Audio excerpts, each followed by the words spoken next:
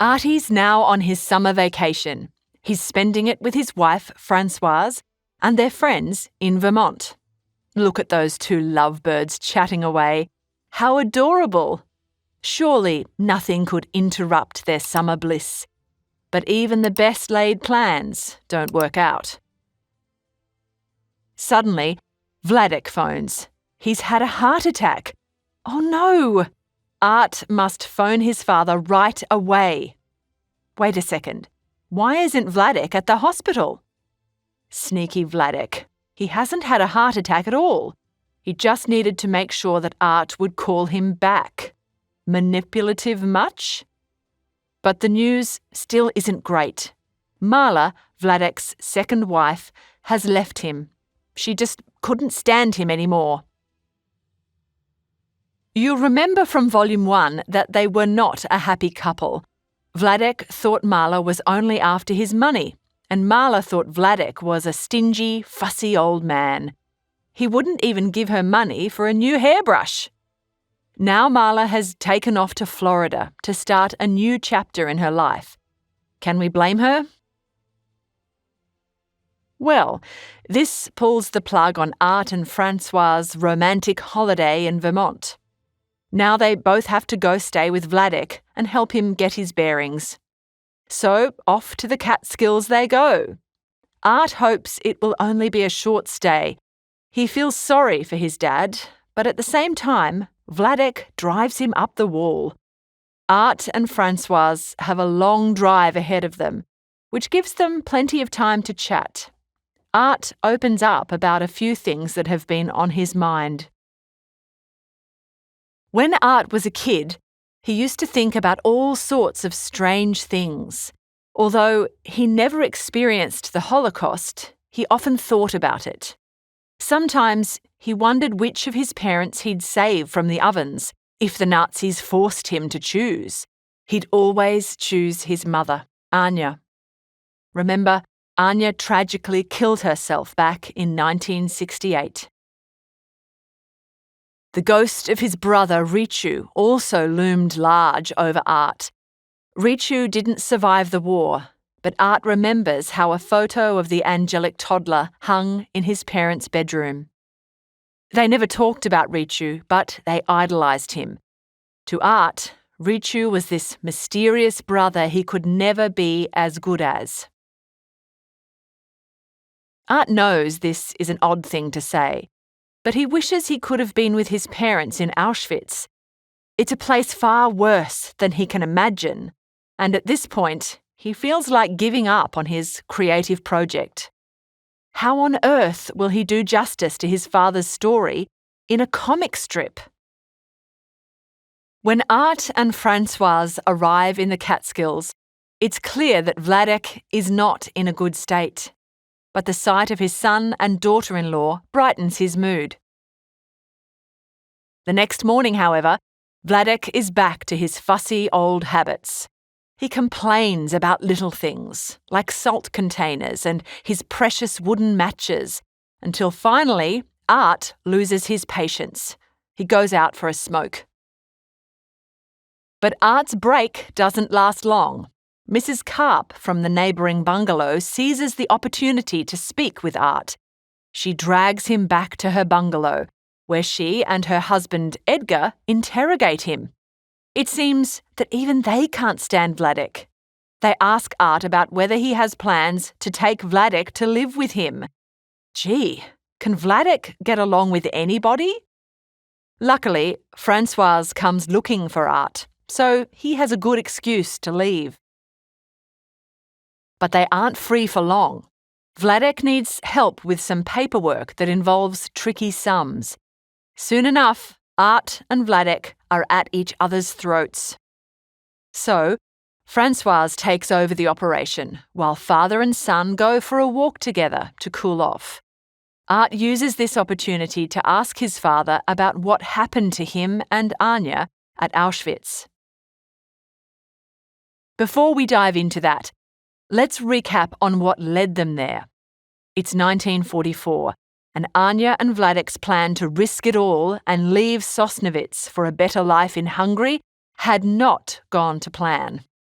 Mrs. Motonova was right. They should have just stayed with her. Milok and his family did, and they were safe. Vladek should never have trusted those people smugglers. They sold Vladek and Anja out to the Nazis. So that's how they ended up in Auschwitz. And since the Nazis separated the men and the women, they had to face it alone. How would they cope without each other? Luckily, Vladek wasn't completely alone. He still had his friend Mandelbaum with him. Right away, the cruelty of the Nazis was on full display. The Nazis took their ID papers, clothes, and shaved their heads.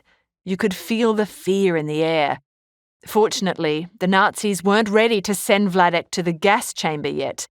They needed him to work. Then it was off to the freezing showers.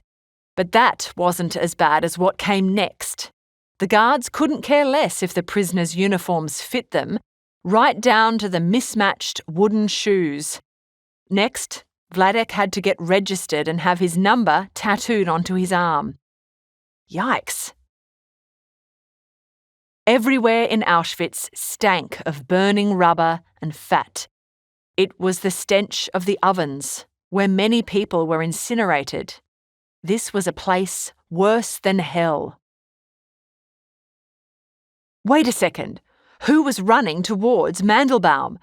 It was Abraham, Mandelbaum's nephew. What was he doing here? Wasn't he supposed to be in Hungary? His letter was the whole reason why Vladek, Anja, and Mandelbaum thought it was safe to go. It turns out the smugglers dictated the letter to Abraham, while the Gestapo held a gun to his head. The smugglers didn't win in the end, though. When the Nazis didn't need them anymore, they sent them to Auschwitz too. Vladek felt hopeless. He was trapped. Out of nowhere, a man gave him the hope he needed. He was a Polish priest and told Vladek that the numbers on his arm were lucky. He would survive Auschwitz. So, whenever Vladek felt lost, he looked at the number on his arm for courage. Although it was hard for Vladek, it was even harder for Mandelbaum. He used to be a very rich man, but now he was a mess. His uniform didn't fit him at all, which was miserable for him. He couldn't even walk properly because he had to hold pieces of it together. Poor guy. Mandelbaum and Vladek shared a bed because all the prisoners were crammed in like sardines. People even had to sleep on the floor. To make matters worse, their supervisor, or capo, was a bully. He terrorised Vladek and his fellow prisoners all day, every day, with back-breaking exercises until people literally dropped dead. It was brutal. One day, the capo wanted to know who could speak English because he wanted to learn for himself. Vladek could speak English and Polish, so he got the job. Now, Vladek got special treatment. When the Nazis came to take more prisoners away, the supervisor told Vladek how to avoid selection. But the special treatment didn't stop there. Vladek also received special meals, like the time he was offered an entire table full of food. But wait, there's more. The supervisor also gave Vladek a uniform that fitted perfectly, complete with leather shoes. He looked like $1 million. Vladek also went out of his way to get poor old Mandelbaum a belt and shoes that fit. For Mandelbaum, this was a miracle. Sadly, Mandelbaum's happiness didn't last. A few days later, the Germans took him away, and Vladek never saw him again. Luckily, the supervisor still needed Vladek to teach him English, so he hid Vladek in his room for 2 whole months. He surely would have been taken away otherwise. Vladek couldn't hide forever, though. The supervisor knew that skilled workers received better treatment. Vladek was a jack of all trades and could fit right in. Back in the Catskills, Vladek leads Artie into a resort. Wait, what's Vladek doing here? They're sneaking in to use the facilities for free. Classic Vladek. He especially loves playing bingo. He has a knack for good luck. But he can also be generous. One time he won a game and gave his winning card to the young lady sitting behind him. So, how did Vladek's luck work for him in Auschwitz? Stay tuned to find out.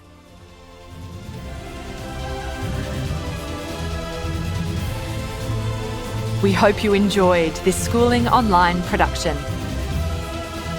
For more easy lessons, check out our other videos.